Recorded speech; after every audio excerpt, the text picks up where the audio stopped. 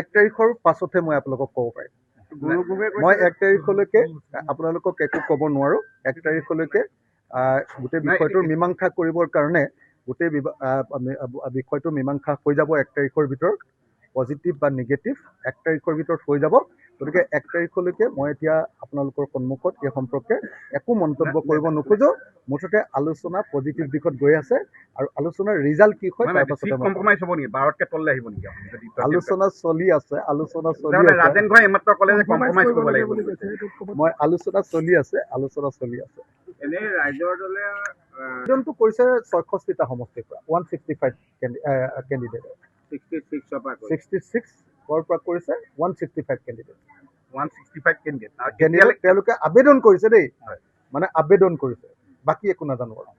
এতিয়া আপুনি এতিয়া লাষ্ট কৈ দিয়ক কেইটা বিচাৰিব এতিয়াও আপোনাৰ মানে আলোচনাত মানে নহয়, আলোচনাত যিখিনি বিচাৰিবলগীয়া আছিলে সদায় মই কৈ আছো সেইখিনি ইতিমধ্যে জমা দি দিয়া হ'ল। এতিয়া গৈ একেবাৰে তলিলৈকে পাই গৈছে।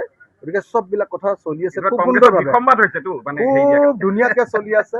চব দলৰ ভিতৰতে অলপ চলপটো সংঘাত লাগিবই ন, চব লাগিবই। গতিকে এই সম্পৰ্কে আৰু কোনো কথা ক'বলগীয়া নাই। 1 তাৰিখৰ পাছত কম্প্ৰমাইজ কৰিব নেকি? 1 তাৰিখলৈকে মই মুখখন নেমেলো, আপোনালোকে যিমান কৈ থাকিলেও